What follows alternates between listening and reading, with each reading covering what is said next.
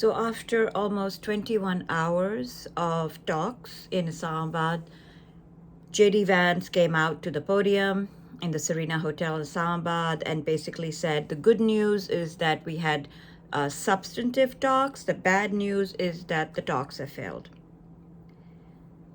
It is incredible, to me at least, that the US sent the most unseasoned individuals to negotiate extremely complex issues with a very, very seasoned team of Iranian leaders.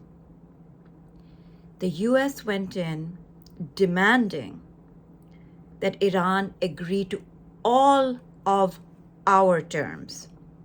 JD Vance kept on saying that. They did not agree to our terms. Well, yes. This is a group of people who have just seen their entire country bombarded for a month. They have seen over 3,000 of their citizens massacred, including children.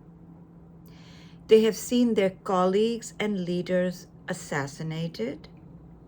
They have arrived in Islamabad under the threat of assassination from America's bosom buddy, Israel. They have lived in a country that has been highly sanctioned. Their very existence, literally their very right to exist, has been questioned and threatened by the President of the United States. They have been at the negotiating table twice, and twice they have been betrayed by bombardment and strikes. They were not going to show up and surrender. They didn't surrender in the face of a month of bombardment with the most sophisticated weaponry from two countries. Perhaps not just two, perhaps more than two, given that the GCC was involved. They didn't surrender then. So JD Vance and the real estate guys expected them to surrender across the table. That wasn't going to happen. So that was the first miscalculation. Second of all, any seasoned negotiator or diplomat would know that such complex negotiations don't get resolved even in 21 hours. They just don't. The JCPOA that Obama negotiated took 20 months of delicate back and forth, hundreds of meetings. The Good Friday Agreement that ended the war in Northern Ireland took years, and it's still fragile. Why did JD Vance think it was going to be done, one and done? It was not, ever. Pakistan didn't expect it. Nobody in the world expected it. The Iranians didn't expect it. Instead of coming out and saying, after 47 years, this is the first time high-level US delegation met with a high-level Iranian delegation. That in itself is a step forward. We have not reached an agreement yet, but we are working out a framework to continue the negotiations. That is how diplomats talk. That is how the world survives catastrophic war. That did not happen because these people don't even have the language. The Iranians came out and said, we never expected this to be a one and done. This is not how it's done. And oh, by the way, the agreement that Oman was helping negotiate, Iran had given up more in that agreement than they had in the JCPOA. So what Vance was demanding had actually been almost accomplished before Jared Kushner and Witkoff undermined that deal. And Trump was duped into bombarding Iran because Israel will not allow them to come to an agreement. Will not. Don't take it from me, take it from Netanyahu. While these talks were going on for 21 hours, Netanyahu was threatening Iran, threatening Turkey, bombing Lebanon, bombing Syria, threatening Spain, and his people were tweeting that they are going to assassinate the Iranian delegation. Not only that, Fox News had some Joe on TV saying they should assassinate them. Washington Post published an opinion piece by some guy who said, if the Iranians don't agree to our terms, assassinate them. Yes, the Washington Post yesterday published an article saying, if the Iranians don't agree, we should assassinate them. So this is what is going on. Such agreements don't happen in 21 hours. Sometimes they don't even happen in 21 months. But it just seems that Vance didn't go to make an agreement. Vance went to try to force the Iranians to surrender. And that was never going to happen.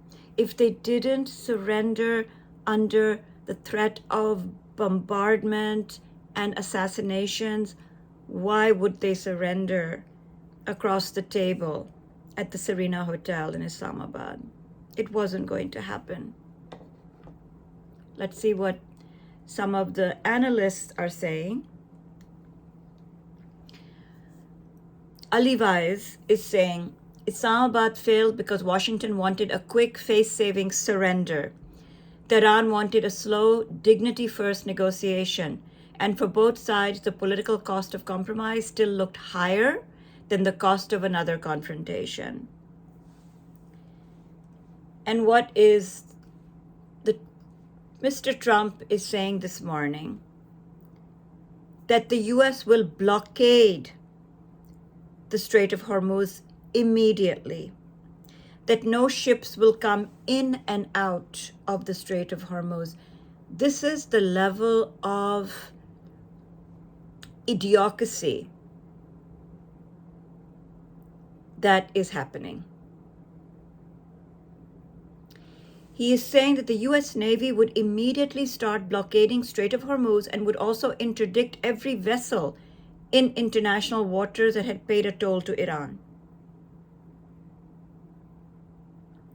The U.S. Navy is going to start destroying the mines the Iranians laid in the straits, warning that any Iranian who fires at the U.S. or at peaceful vessels will be blown to hell.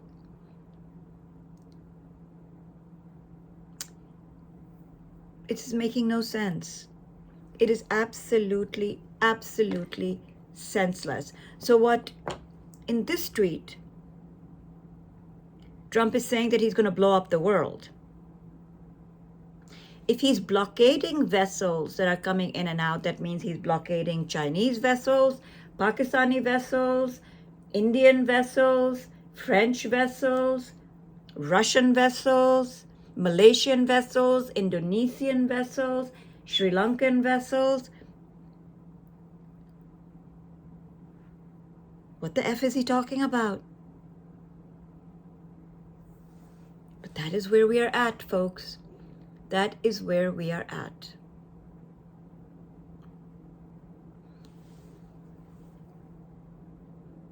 J.D. Vance has failed. Not the agreement. J.D. Vance has failed. The Iranians asked for J.D. Vance because they are smooth operators. They knew that he was initially a naysayer to this war. They know that he wants to be president in 2028. So they know that J.D. Vance needed this deal more than they did. That he wanted to come out as the man who got America out of a war he never supported, so that he has a case to make in 2028. And I was thinking last night, if you remember, one of Obama's key cards against Hillary Clinton constantly was that Obama voted against the Iraq war while Hillary Clinton voted for the Iraq war. And by the time both of them had started campaigning, the Iraq war had turned into a total disaster, just like the Iran war has so quickly turned into a total disaster for Trump and Vance administration. Vance was trying to do the Obama playbook so he could run in 2028 saying he was against the war and he got America and the world out of this war. Trump has gone from regime change, no, we don't want regime change. We're going to destroy the entire civilization and kill everybody, to no, we never wanted to do that, to everybody's dead in Iran, we have nobody to negotiate with. Now we're negotiating with a new regime and moderate leaders, to we don't need the Strait of Hormuz and it's not important to us, to we are going to blockade the Strait of Hormuz. It is complete bullshit. And Americans can see it. The world can see it. Americans can see it. Iranians go home with the same leverage they came in with, the Strait of Hormuz, which is, as Wali Nasser has said, much more valuable to them than the uranium, than building nuclear weapons. The right to enrichment, the Iranians are saying, is their right, just like every other country in the world. Every other country. Let us not forget, Israel is a nuclear country. We are not talking about Israel the way we talk about Iran. Israel has nuclear weapons. Israel's current leader has arrest warrants for genocide, for war crimes, for crimes against humanity. Israel's current leader is on trial for corruption and bribery.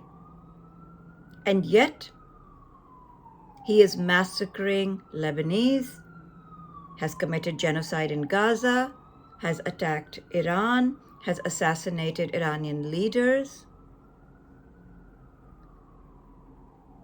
Iran will not give up its leverage. Trump can blow hard, say whatever he wants to. Vance should have used more diplomatic language. Vance should have said, we have not arrived at an agreement, but we are meeting and talking, and that is progress in itself. But you just do not have seasoned diplomats. What was Trump doing last night? Well, World War III was trying to be averted. He was at a UFC game in Miami. What was his chief diplomat doing? Marco Rubio, attending that monstrous game with him. That is the state of the United States of America. While the world was on tenterhooks last night, that is what the President of the United States was doing. That is what the Secretary of State was doing. Now we have to see if J.D. Vance wants to be tainted with all of this. Pakistan is still asking the parties to maintain the ceasefire, in fact, extend the ceasefire, reminding the world that one and done was never the expectation, and what a huge thing it was that these leaders met face to face. Because that is what mature countries do. Today, a very important election is happening. It is very important for the world. Hungary. Viktor Orban, the dictator who has been there for 16 years and has manipulated the media, has had his oligarchs buy the media, the judiciary, and has become the model for the Trump administration. He's been around forever and has done everything possible to rig the elections. He is up against a man named Magyar who was with the Orban Fidesz party and broke away and is running against him. All indications are that Orban is going to lose, but all tricks in the book are going to be used in order for him to manipulate the results. So let us see how the elections go. But the elections are hugely important for the sanity of the world. So we'll be watching those elections, as well as all the nonsense coming out of the US today and Trump again spiraling out of control.